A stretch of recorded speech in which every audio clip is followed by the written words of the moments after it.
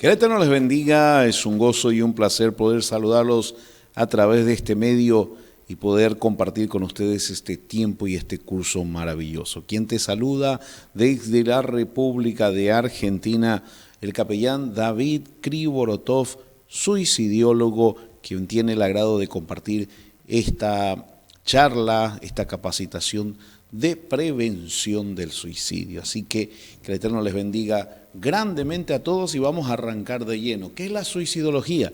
Pues es la ciencia que estudia el comportamiento suicida y que a través de varias plataformas multidisciplinarias trabajamos con la prevención, contención y posvención de la crisis suicida. Quien les habla, David Krivorotov. Tuve un encuentro muy de lleno con la tentativa de suicidio a la edad de 14 años.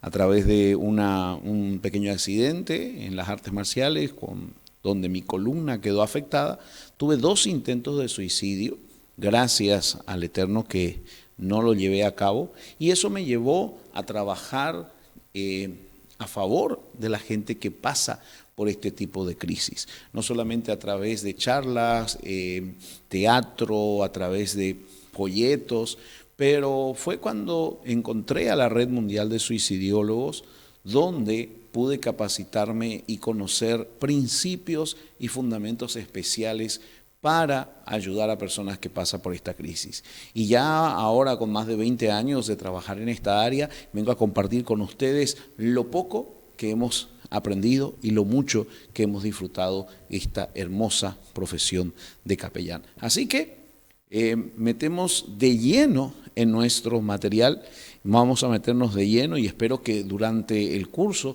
ustedes puedan comunicarse, puedan hacer sus preguntas, puedan hacer sus acotaciones, sus dudas y de esa manera enriquecernos mutuamente en este hermoso curso. Bien, vamos a arrancar por algunas estadísticas. Cuando estamos hablando acerca del suicidio, estamos hablando que aproximadamente 1 millón de personas al año se quitan la vida. Y ya a nivel mundial, el suicidio es la segunda causa de muerte entre personas entre 15 y 29 años, luego de los accidentes automovilísticos. Lamentablemente, una persona muere cada 40 segundos en el mundo. O sea, desde que comenzamos esta charla, ya hay personas que lograron o cometieron delito de el suicidio. Delito, una manera de decirlo. Una muerte cada 40 segundos. Estamos hablando de una pandemia que se lleva la mayor cantidad de personas al año. Más todavía, sabiendo de que cada persona que logra suicidarse hay 20 intentos de suicidio. Entonces, es una cifra bastante alarmante. Las formas más comunes de suicidio, los plaguicidas, ahorcamientos, el armas. Y bueno, 75% de los suicidas, ¿verdad?, se producen en los países que tienen un ingreso bajo. Países con ingresos bajos a medianos. Estas estadísticas son alarmantes y lastimosamente no baja, sino que sube cada día más. La mortalidad por suicidio ha superado grandemente la mortalidad total causada por todas las guerras y por todos los homicidios, para que tengamos una idea de lo que estamos hablando. En el caso, por ejemplo, de nuestro amado Chile, estamos hablando de la causa principal de muerte ya entre jóvenes de 15 a 29 años. Cuando esto en otros países la causa principal es la muerte por accidentes, como es el caso, por ejemplo, de Paraguay y el caso también de Argentina, los accidentes automovilísticos. En el caso de Chile ya ha pasado a primer lugar el caso de suicidio. Las últimas estadísticas del 2023 en Chile, por ejemplo, nos habla que de cada 100 personas, 17 se suicidan al año. O sea, hay una mortandad más que el 10% por cada 100 habitantes. O sea, es un caso bastante alarmante. Y ahora lo que quiero que podamos ver, lo más importante de todo esto es informar y sacarnos toda aquella mala información. Entre esa mala información es fundamental entender cuáles son los mitos. ¿Qué es un mito? Un mito es algo que tiene mucha popularidad, pero por supuesto es algo que es mentira. Entonces vamos a estar viendo los mitos que tiene todo el mundo. Esto es en toda la población exactamente lo mismo. Y vamos a estar viendo, por ejemplo, vamos a estar viendo que entre los mitos vamos a encontrar, número 1, que los suicidios no se pueden prevenir. ¿Por qué? Porque el suicidio ocurre por impulso. O sea, según este mito, una persona va por la vida de lo más normal, de lo más tranquilo, y un día, como decidir comer algo o decidir estudiar o ver una película, decide suicidarse. Y este es uno de los mitos más dañinos, porque al creer esto, estamos creyendo de que no se puede prevenir. Entonces, si algo no se puede prevenir, entonces cualquier esfuerzo es en vano. Pero la realidad no es así. El suicidio es un proceso largo que se puede identificar, que se puede evaluar, saber si ese proceso está en una etapa temprana, mediana o una etapa severa, y según la etapa que está este proceso, actuar en consecuencia. Vamos entonces a ver otro mito. Aquí, por ejemplo, dice, el que se quiere matar no lo dice. Algo pero muy común, lo he escuchado cientos de veces. No, el que se quiere matar no lo dice, porque ya lo hace y ya. 90% de las personas que se sacaron la vida, en algún momento dijeron que lo iban a hacer y nadie le tomó en serio.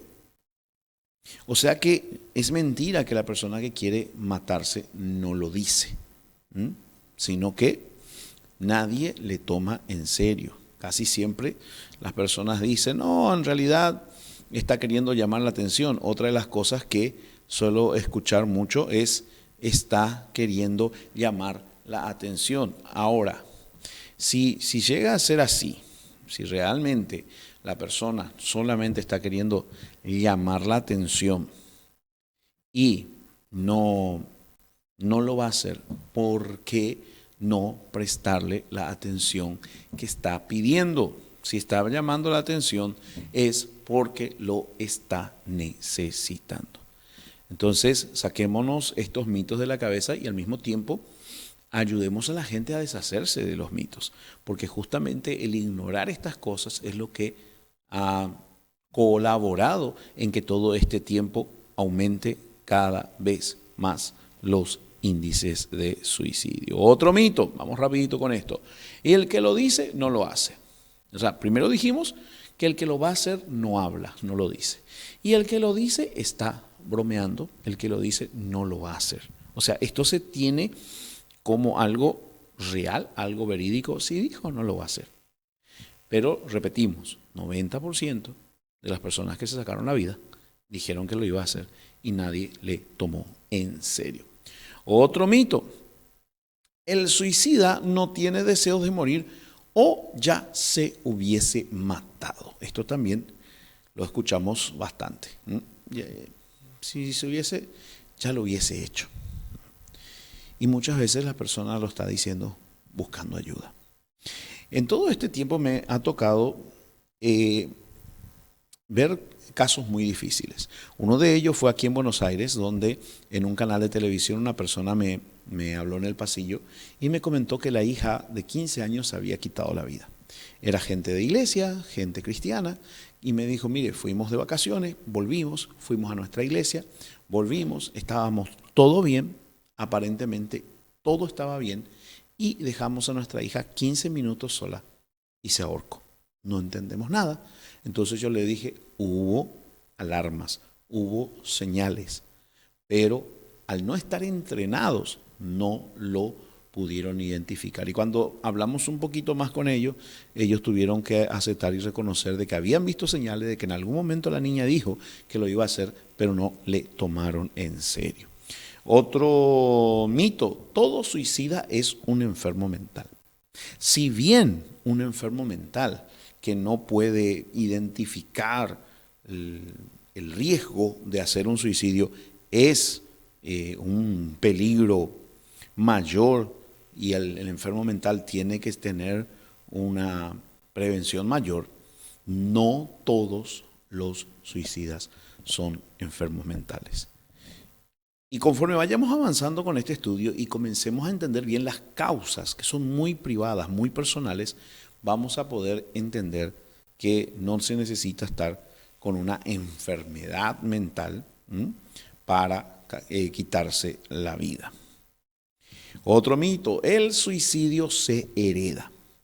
Si bien se puede heredar la tendencia suicida, ya que de repente en una familia no ha pasado correctamente el luto por un suicida, por eso hablamos de prevención, contención y posvención de la crisis suicida.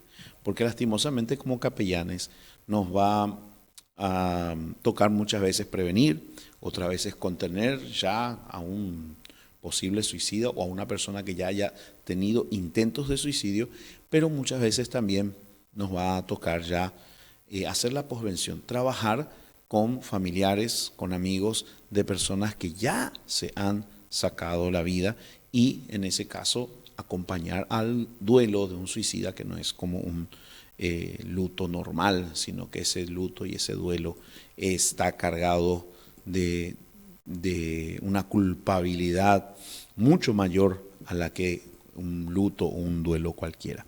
Pero no se hereda el suicidio, o sea, no porque una persona se suicidó o el papá de alguien se suicidó, sí o sí esa persona se va a suicidar. Sí, hay que tener cuidado porque puede heredar ¿cómo decir?, la influencia, puede heredar la idea. Recuerdo una empresa de Paraguay donde la mamá de una mujer se había suicidado y en un momento de crisis ella decía, todos vamos a terminar como mi mamá. La solución es la solución de mamá. Y ese es un problema grave cuando el suicidio se instala como una sola solución viable a los problemas. Una solución definitiva a problemas que realmente son pasajeros. Otro mito, solo los viejos se suicidan.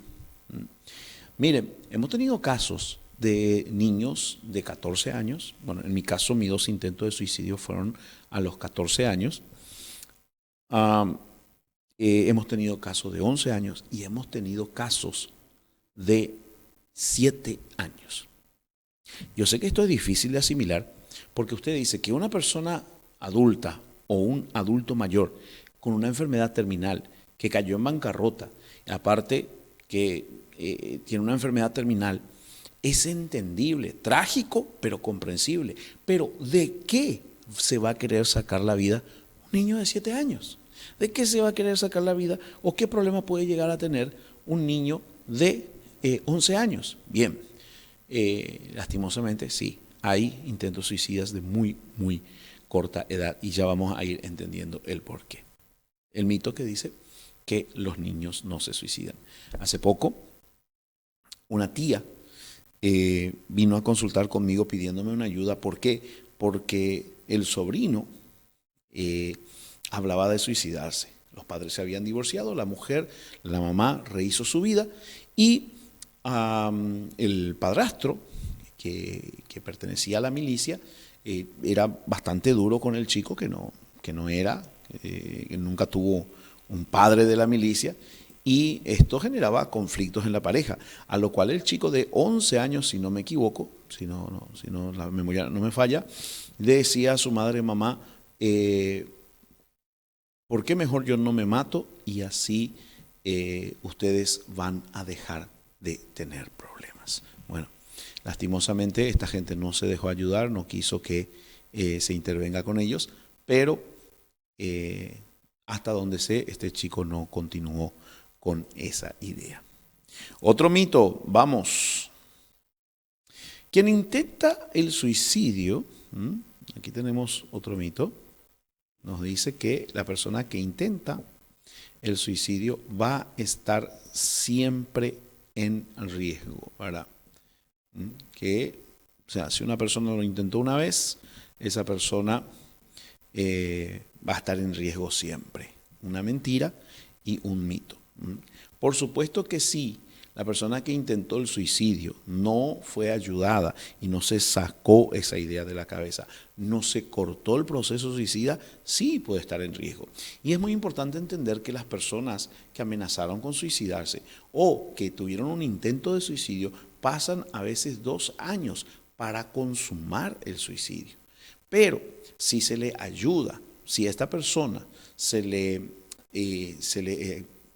diagnostica a tiempo, se corta el proceso suicida y se lo ayuda a entender y a generar los métodos de defensa que necesitan, esa persona puede deshacerse de la idea suicida y nunca más volver a eso.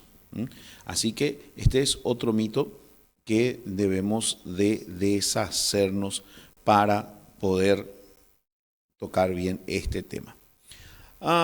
Este es uno de los peores, a mi parecer, uno de los peores mitos que dicen: cuando alguien amenaza con suicidarse, lo que hay que hacer es retarlo a ver si se atreve.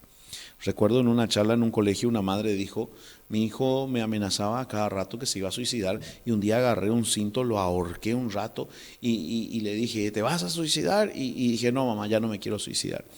Y aunque esto causa risa, ¿por qué? Porque nosotros venimos, al menos yo y mucha gente mayor que me estará escuchando, menosprecia el suicidio y dice: en mi tiempo no había deseo de suicidio, en mi tiempo no había depresión. ¿Por qué? Porque el papá, con unos buenos garrotazos, con unos buenos cintarazos, te sacaba la idea suicida de la cabeza.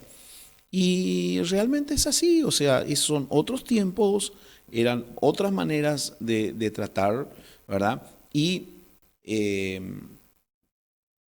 a lo mejor sí funcionó, era una manera de crianza en su momento, pero no era lo correcto y no era la manera.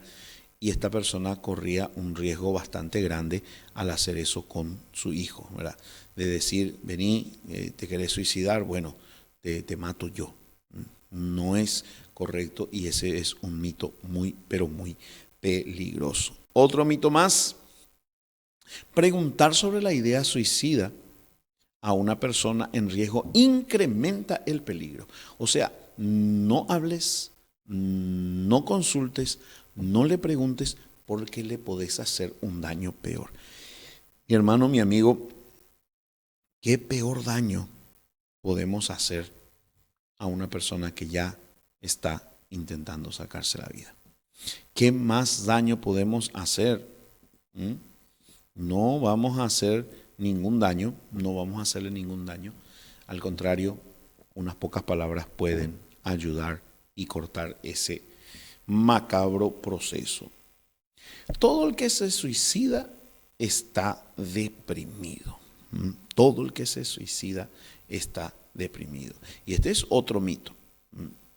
Si bien los depresivos están dentro del rango suicida, eso no significa que todas las personas que están en depresión vayan a terminar suicidándose.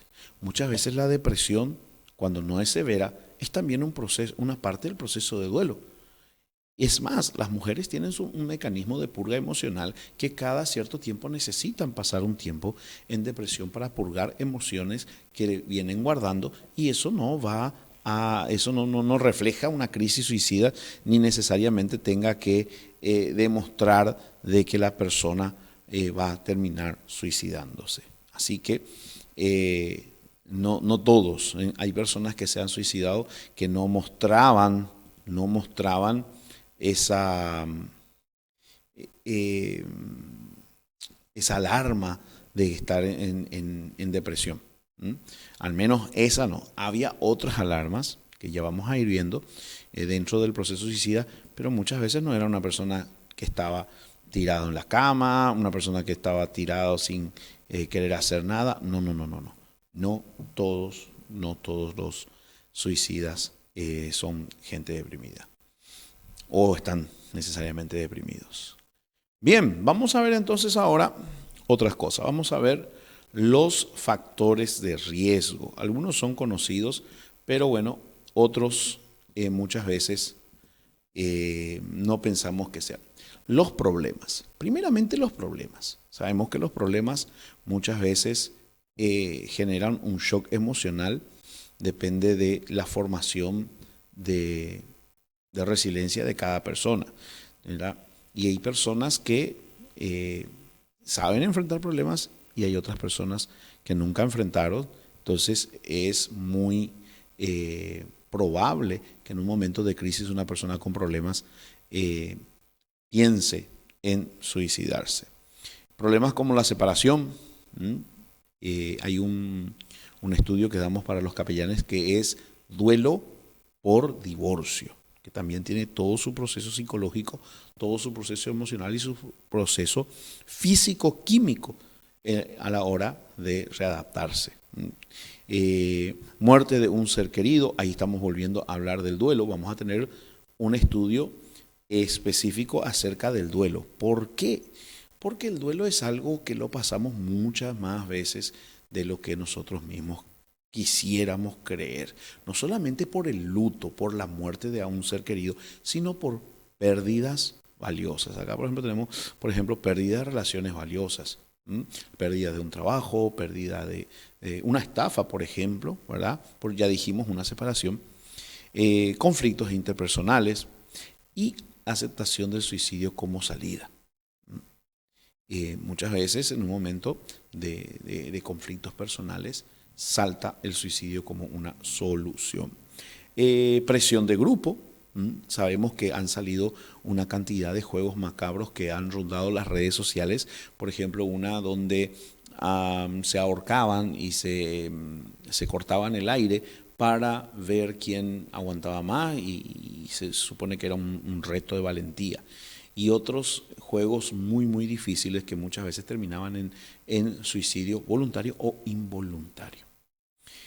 Situación de tortura o victimización, exigencia elevada. Entonces muchas veces cuando no hay una restauración correcta en una persona que fue víctima de una tortura, de una violación, muchas veces también se ve eso como una salida, lastimosamente, la del suicidio. Otros factores de riesgo también, embarazo no deseado. Siempre aconsejo a los padres, nunca le diga a su hija, nunca te llegues a embarazar porque te embarazas y te mato. En el caso de embarazo no deseado y embarazo oculto. Aquí en Argentina tenemos una red de ayuda a embarazos conflictivos que funciona muy bien, que dan una contención espiritual, una contención psicológica, inclusive una ayuda económica de vivienda a madres que tienen embarazos conflictivos. Y eso es muy bueno, es una herramienta para nosotros los capellanes tener ese tipo de vínculos con ese tipo de instituciones. Padecer una enfermedad grave, ser víctima de desastres. Cuando nos ha tocado trabajar,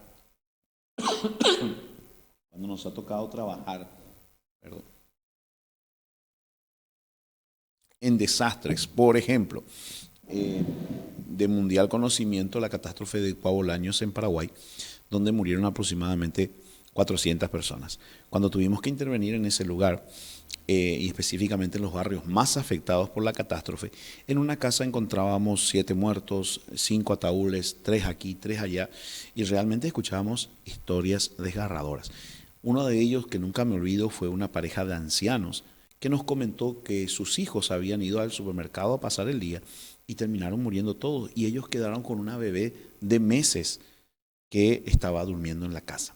Entonces, cuando tenemos esa intervención con víctimas de desastres naturales o catástrofes de este tipo, siniestros de este tipo, entonces muchas veces se presenta el suicidio, y en ese sentido hay que poder acompañar a las personas para que sepan que por más difícil lo que está pasando, es algo que va a pasar, y ese dolor impresionante va a pasar y se puede volver a tener una vida normal cuando se busca la ayuda necesaria. Desastres naturales, accidentes, violación, abuso sexual, estar sometido a amenazas de muerte o golpizas, incumplir con las expectativas.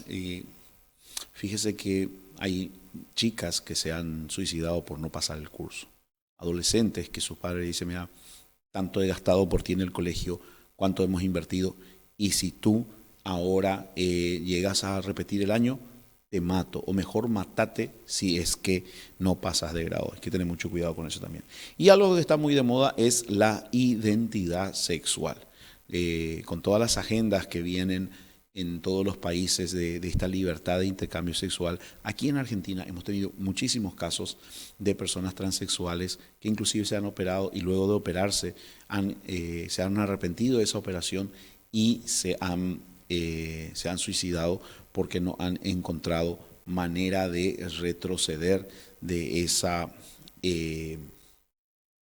decisión que tomaron. Así que estos son factores de riesgo que encontramos. Ahora, vamos a ver, son muchos más, y vamos a ir viendo, pero algunos, los más comunes que encontramos todos los días. Y ahora vamos a ver ¿cuál es ese comportamiento suicida? ¿Cómo comienza ese proceso? Número 1, lo que la gente llama el deseo de morir, que en realidad yo siempre explico que no es que la persona desee morir, lo que está deseando es dejar de vivir en las condiciones que está viviendo. O sea, si las condiciones de mi vida no cambian, prefiero estar muerto a seguir vivo. Ahora la pregunta es, si logras cambiar las condiciones de tu vida, si te podemos ayudar y tu condición cambia, ¿te gustaría morir o te gustaría seguir viviendo? A la respuesta de la gente siempre es no. Si las cosas cambian, sí me gustaría seguir viviendo. Luego viene la representación suicida. Son imágenes mentales donde la persona dice: me imagino así, o me imagino asá, o soñé que me mataba, o me soñé estar muerto. Luego vienen las ideas suicidas, ideas que ya comienzan a parecer atractivas a la persona. La amenaza suicida, cuando ya dicen palabras a veces que no son muy explícitas, como diciendo: me dan ganas de dormir y no despertarme más. Quisiera irme. ¿Y a dónde vas a ir? No sé, irme lejos. Mucho cuidado con eso. Hay que prestar atención. Cuando yo compartí esto con ese caso que les comenté, de esta niña de 15 años que se sacó la vida, comencé a ver estas cosas, y ellos tuvieron que reconocer de que muchos de estos casos, ellos lo vieron con su hija. Habían pasado dificultades, había también terminado con un novio, estaba teniendo problemas porque se había cambiado de colegio y no estaba logrando adaptarse. Pero como ya pasó tiempo de esos problemas, ellos no pensaban de que esos problemas iban a ser lo suficientemente graves como para que llegue a tomar la decisión que tomó. La amenaza suicida, el gesto suicida, gestos muy comunes, o cuando hacen así, hacen el gesto de ahorcado, o esto. Eso no es gratis, eso no es normal que una persona haga ese tipo de gestos, y hay que tener mucho cuidado. Luego ya pasamos al intento de suicidio, o también llamado parasuicidio, que son cuando las personas comienzan a cortarse. Los jóvenes muchas veces se cortan, muchas veces las chicas, las mujeres, utilizan métodos más simples como ser los medicamentos, que no son tan letales porque a veces se llega a tiempo de hacer un lavado de estómago y salvar esa vida. Pero muchas veces los hombres son los que usan métodos más letales como el ahorcamiento o inclusive el disparo, siempre y cuando tengan acceso a armas de fuego. Entonces tenemos el parasuicidio o un intento de suicidio, el suicidio frustrado cuando se puede llegar a detener, el suicidio accidental como en el caso de los juegos juegos y bromas, porque hubo una broma donde los chicos se tiraban para atrás y también era una cuestión de valentía o medir las confianzas y muchos terminaron suicidándose, ¿verdad? A través de un accidente y lo último ya, el suicidio intencional. Bien, espero que ustedes puedan hacer sus comentarios, espero que puedan hacer sus preguntas y enriquecernos de esa manera. Bien, vamos a ver entonces las alarmas. ¿Cuáles son las alarmas que tenemos que tener en cuenta? Número uno es la expresión verbal.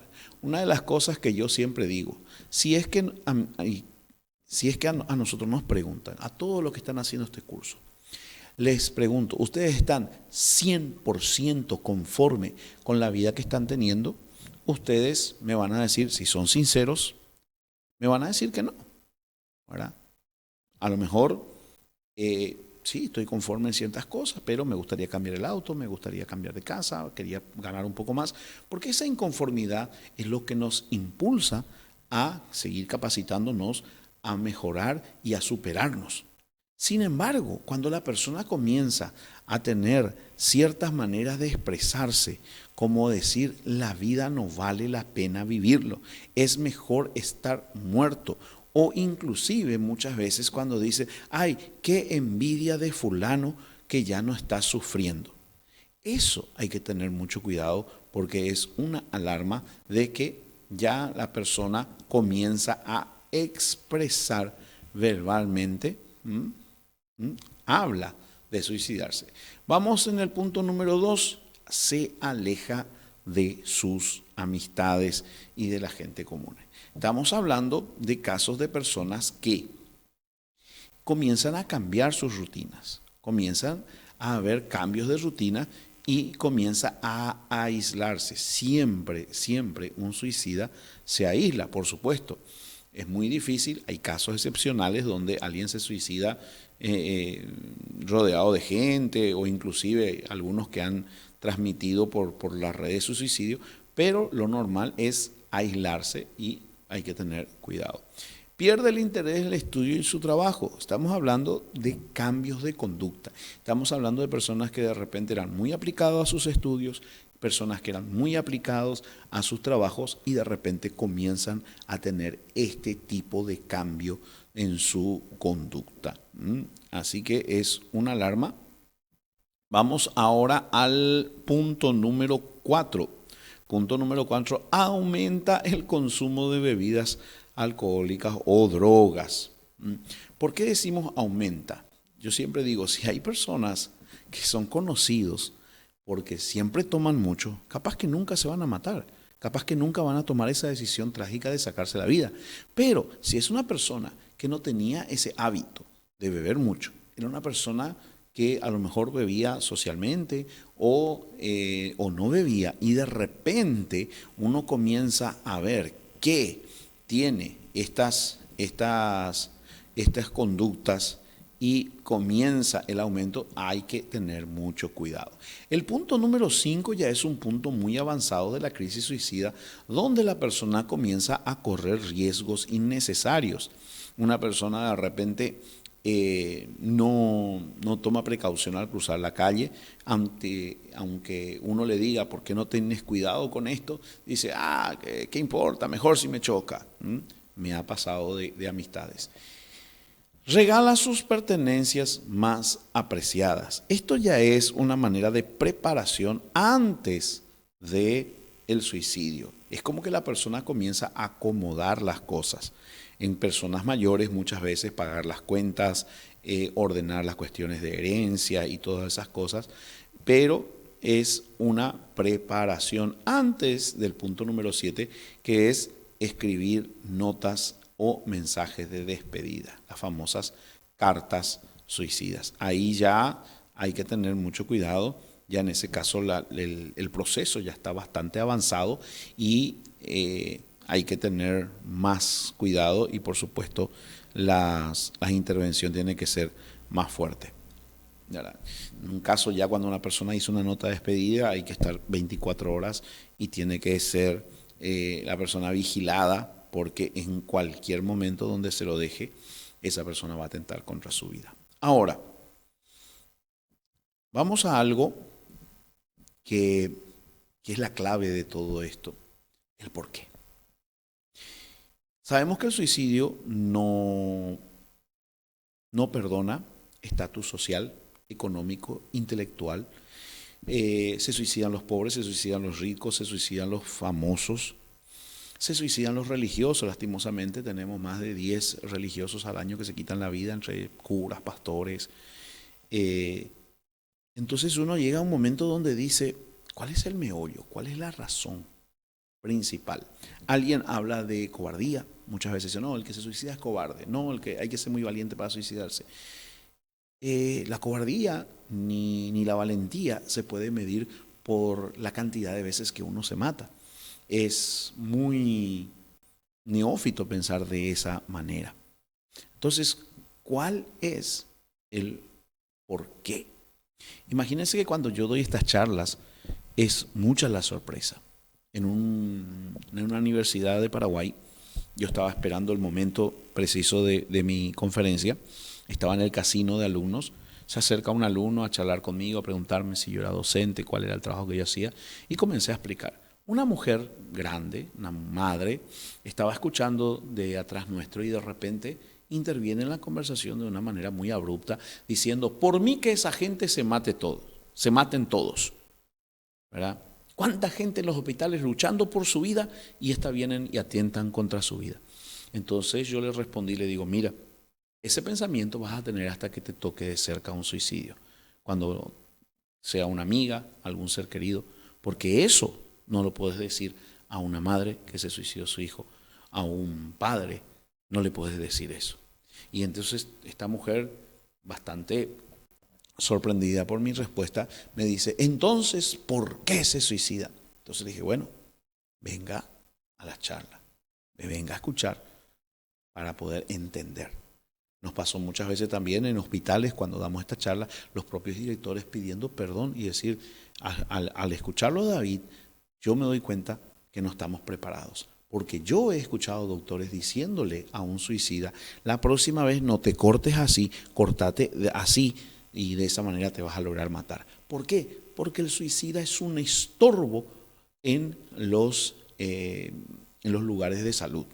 Para los servicios médicos es un estorbo porque no entienden, no llegan a comprender a cabalidad qué es lo que está pasando. Entonces, vamos ahora al meollo del tema. ¿Por qué?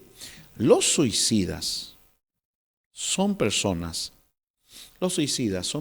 a las que les han fallado sus mecanismos útiles de adaptación y no encuentran alternativas adecuadas de afrontamiento. Repito, los suicidas son personas a las que les han fallado sus mecanismos útiles de adaptación y no encuentran alternativas adecuadas de afrontamiento. Esto, dos palabras que ningún capellán se tiene que olvidar. El que se suicida falló en adaptarse y en afrontar. No tiene mecanismos, no tiene preparación, no tiene músculos, por decirlo de alguna manera, no tiene músculos emocionales ni espirituales para adaptarse ni afrontar. Cuando nosotros llegamos a entender esto, podemos entonces entender que el suicidio puede ser por cualquier motivo. Una persona que está tan acostumbrado a un entorno controlado, a que nada se mueva de su lugar, es muy propenso a caer en una crisis de adaptación por algo mínimo. Recuerdo en Paraguay una empresa me contrató para dar una charla porque todo el personal de plantel cayó en crisis. Ahora ustedes preguntan, ¿qué pasó? ¿Fue una catástrofe? ¿Hay algo que dañó a todos? No, todos cayeron en crisis de adaptación por una reforma. Se habían cambiado de edificio, de un lugar viejo, de un lugar incómodo, a un edificio amplio, moderno, donde todos tenían oficinas mejores. Pero esto resultó contraproducente. ¿Por qué? Porque a ciertas personas se les movieron los lápices. A ciertas personas se les movieron el escritorio.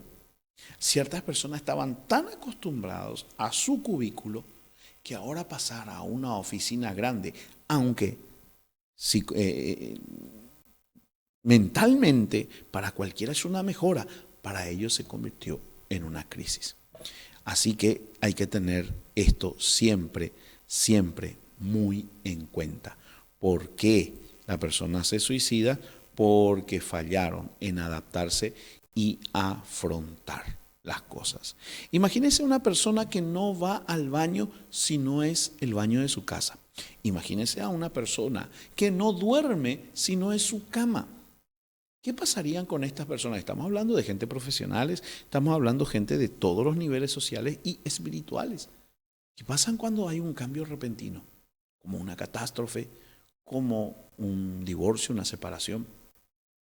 ¿Y qué pasa con el afrontamiento? ¿Qué pasa con la habilidad que tenemos, la resiliencia de resolver problemas, de solucionar las cosas? Esta nueva generación que está siendo conocida como generación de cristal es una generación a la cual los padres le han sacado tres cosas principales: presión, conflicto y frustración, con la cual la generación anterior nos hemos formado. Nuestros padres nos presionaban, sabemos lo que es la presión. Nos presionaban para el colegio, nos presionaban para trabajar, nos presionaban para limpiar nuestro cuarto. También nos enseñaron a resolver conflictos. Usted fue, usted habló, usted vaya, dé la cara y solución. Y cuando teníamos la frustración y llegábamos a la casa diciéndole a nuestros padres que no queríamos vivir porque la novia nos había dicho que no, nuestros padres salían con una historia más triste, contándonos cómo ellos caminaban en la nieve para ir a la escuela y cómo tenían que pelear con 3 osos para poder llegar a la escuela, y nos mandaban a trabajar, y de esa manera uno fue formando un carácter resiliente, un carácter de manejo de presión, de conflicto y de frustración. Cuando estas tres cosas se le sacan a los jóvenes, entonces le están matando sus mecanismos de afrontamiento, le están sacando la manera y están creando una atrofia emocional. Entonces esa persona puede caer en una crisis suicida por el menor de los peligros. Perdió un examen, se suicidó. Lo cambiaron de colegio, se suicidó. Se divorció, se suicidó. Por eso ustedes pueden entender la cantidad de suicidios, y no necesariamente por cosas muy graves. El problema es que no estamos hablando de nuestra preparación, estamos hablando de la preparación de esa persona. Para usted puede ser que no sea nada, pero para esa persona puede ser el peor de todos los problemas. Por eso que un capellán, cuando va a tratar a las personas, nunca hay que juzgar conforme a nuestras herramientas, sino conforme a esas herramientas. ¿Cuál sería entonces el método que vamos a estar utilizando? Bien, vamos a utilizar la primera ayuda psicológica que se usa en muchos de los casos. Vamos a establecer el contacto, luego vamos a evalúe el peligro suicida. En la próxima clase les voy a dar una manera de evaluar y un cronograma de puntos, ¿verdad?, para saber cuál sería el trabajo correcto según el nivel y el puntaje, la gravedad de la crisis. Vamos a ver posibles soluciones, vamos a hacer algo, vamos a tener una acción concreta y muy, muy importante, el seguimiento. Acuérdense que una persona en crisis suicida puede tardar hasta 2 años en lograr su cometido. Por eso es muy importante el seguimiento. Bien, vamos a preguntar sobre la crisis suicida. A la hora de intervenir tenemos que hacer preguntas. No tema, no tenga vergüenza y no dude en preguntar. ¿Cómo piensa usted resolver esta situación? Si la persona está pasando una crisis, tiene un problema, ¿cómo la está pasando? ¿Qué está pensando? ¿Cómo está pensando resolver esta situación? Esta pregunta puede ser una pregunta para una persona que está por una crisis de salud, sentimental, emocional, una catástrofe. La misma pregunta se la puede hacer en varios escenarios. Usted me ha dicho que apenas duerme y desearía saber en qué piensa cuando está insomne. Cuando no puedes dormir, ¿en qué pensás? ¿Qué es lo que pensás toda la noche? ¿Usted ha tenido malos pensamientos? ¿Usted ha tenido pensamientos malos? ¿Cuáles? ¿Qué estás pensando? ¿Qué pasa por tu cabeza? En su familia alguien se ha suicidado o ha intentado suicidarse y usted lo ha intentado o ha pensado últimamente. ¿Cuándo fue la última vez que pensó? Y pregunta directa, ¿usted ha pensado en suicidarse? ¿Usted está pensando en matarse? Las preguntas tienen que ser preguntas directas, sin temor a caer en cosas que pueda esquivar. Hay que hacer las preguntas correctas y ir viendo cuáles son sus respuestas. Por ejemplo, ¿cómo? Si la persona dice sí, sí pensé, pero ¿cómo? ¿Cómo ha pensado en suicidarse? Cuando estamos diciendo el cómo, estamos viendo el método, ¿verdad? Envenenándome, tirándome delante de un colectivo. Aquí en Argentina es muy común que la gente se arroje delante de los trenes. Los empleados de los trenes están a veces meses con tratamiento psicológico por ver constantemente personas que se quitan la vida con los trenes. ¿Cuándo? Nos habla del tiempo. ¿Dónde? Nos habla del lugar. ¿Dónde pensaste hacerlo? En mi caso, por ejemplo, cuando yo tuve el problema de la columna, yo trabajaba con mis patrones, vivía con mis patrones, y mis patrones me dejaron solo 15 días cuidando la casa, y ese fue el momento en el cual yo intenté suicidarme. Yo tenía un problema de columna, que no podía dormir, no podía caminar. Yo era arte marcialista, tenía un gimnasio, y ya descuidé todo, estaba consumiendo mucho alcohol, me dijeron que en poco tiempo podía quedar paralítico, y eso me llevó a pensar, no, antes de quedarme paralítico me mato. Pero ¿cuál era el método que yo había escogido? Yo había escogido apuñalarme. No tenía un arma, no me daba el corazón, ni siquiera pensé en ese momento de ahorcarme, sino que yo digo, me clavo, ¿verdad? Para lo cual, en esos 15 días donde mis patrones me dejaron, yo escribí, regalé mis cosas, escribí la carta de despedida con el pedido de perdón, puse un plástico en el piso donde pensaba desangrarme y estuve escuchando música con el puñal aquí y no lo hice por no saber bien dónde apuñalarme. Yo digo, ¿y si me clavo y no me muero? ¿Y si estoy acá 15 días revolcándome y nadie sabe que estoy acá? Entonces, la idea suicida era muy avanzada. Y así fue por 2 oportunidades hasta que pude salir de esa crisis y nunca más volver a eso. Entonces, cuando estamos haciendo estas preguntas, estamos queriendo saber cosas específicas. Método, cómo, cuándo, el tiempo o el lugar, dónde, el lugar, por qué ha pensado suicidarse, el por qué o qué piensa esa persona que va a solucionar. ¿Qué piensa que va a solucionar esa persona sacándose la vida? Muchas veces las personas piensan de que todo el mundo va a estar mejor sin ella. Y en ese momento también es importante decirle que a esa persona que toda su familia va a entrar en el rango de riesgo suicida si él o ella llegan a cometer ese suicidio. O sea, preguntarle, ¿te gustaría que tu esposa se suicide? ¿Te gustaría que tu esposo se suicide? ¿Que tu hijo o que tu papá? O sea, ¿vos pensás que ellos van a estar mejor? Vos decís que tu mamá sufrió mucho, ¿le vas a volver a causar este tremendo sufrimiento? Entonces, eso llevaría a la persona a entender de que el suicidio no es una solución y que están pensando en supuestas soluciones, que siempre digo, una solución definitiva a problemas que son totalmente pasajeros. Y por último, el para qué. ¿Qué pensás vos resolver con todo esto?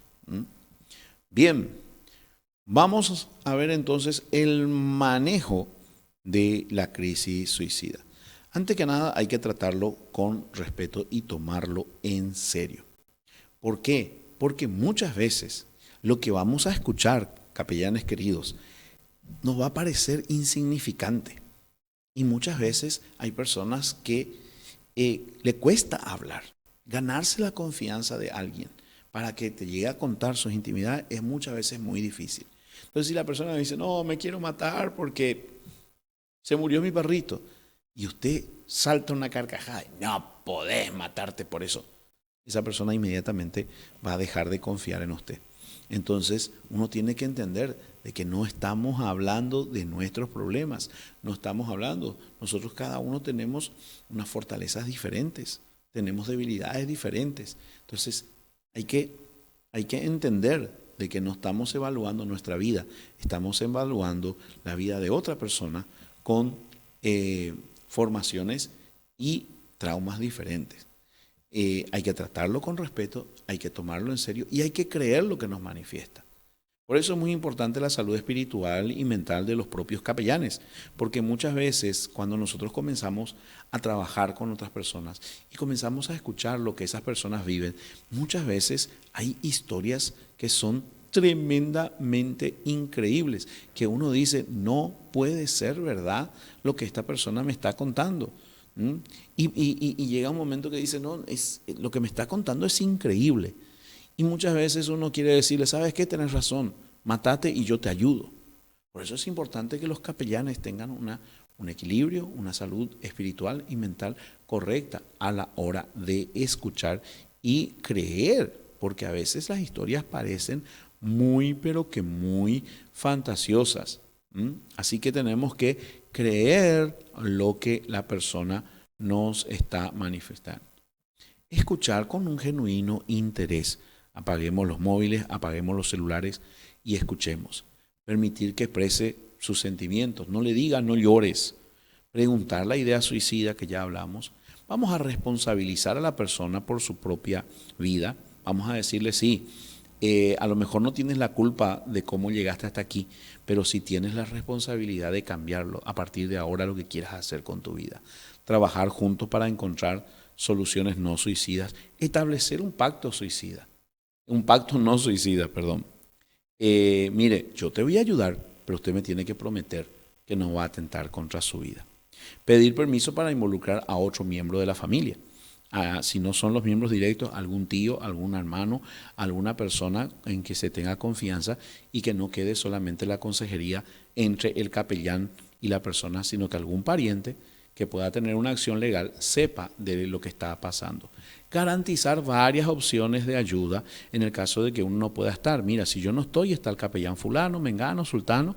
No juzgarlo, no juzgue, recuerde eso, no juzgue y guarde el secreto de consejería. Tenga mucho cuidado con con los secretos que se le encomiendan y sea directivo sin parecerlo. O sea, trate de guiarlo, trate de que la persona entienda lo que tiene que hacer, pero no sea un mandón, que la persona no se dé cuenta de que uno está diciéndole qué hacer. Y por sobre todas las cosas le digamos que busquen ayuda espiritual.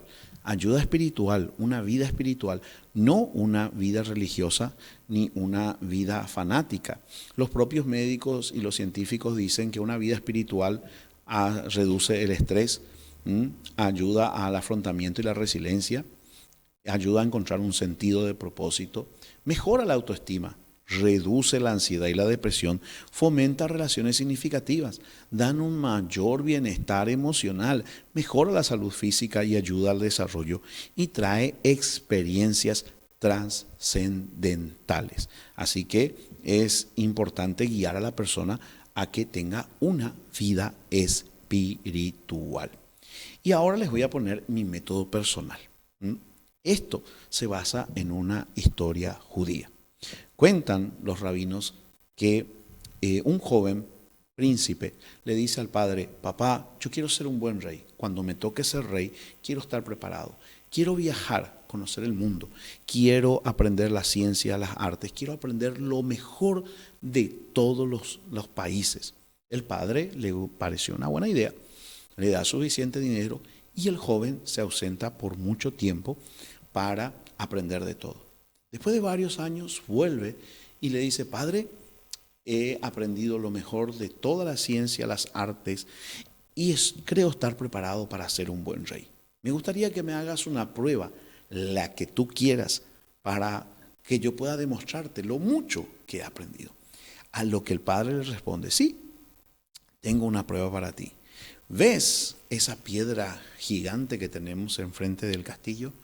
Pues quiero que la pongas en la parte más alta de la torre. El joven escucha y dice: padre, es una prueba difícil, pero por supuesto que lo voy a intentar. Con sus conocimientos de geometría, de matemática, hizo cálculos, armó maquinarias, contrató a los hombres más fuertes del mundo y después de varios años de intento se dio por fracasado y llegó al padre y le dijo: papá, fracasé y no creo estar preparado para ser un buen rey. No pude hacer lo que tú me dijiste. El padre lo mira y le dice: ¿por qué, hijo, si yo no te pedí que lleves la piedra entera? Muchas veces hay personas que están llevando un peso muy grande, un peso que muchas veces ya ni siquiera lo pueden empujar, ni siquiera lo pueden mover. ¿Por qué? Porque están queriendo hacer todo. Nosotros a veces no podemos ayudar totalmente a las personas, pero lo que podemos hacer es sacarle un pequeño de peso. Así como esa tarea era tan fácil como quebrar esa piedra, romperla y llevarla por pedacitos, es lo que yo hago. Mira, no podemos solucionar todo una vez, pero este pequeño peso yo te puedo ayudar. Con esto yo te puedo ayudar. Con esto vamos a pedir ayuda espiritual, vamos a orar, vamos a pedir una consejería, busquemos un psicólogo, esto busquemos un abogado, esto vayamos a la policía. Esto va a tener que esperar. Pero haciendo eso, sacándole el pedazo de piedra más pequeña, vamos sacándole peso encima.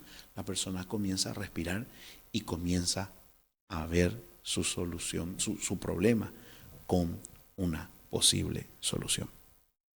Espero que esto que hemos compartido te haya sido de bendición. Esta es recién la primera clase, vamos por una segunda y por una tercera. Espero tus comentarios, espero tus dudas y te espero para también la siguiente clase. Desde aquí, desde Buenos Aires, Argentina, tu amigo David Kriborotov. Hasta la próxima.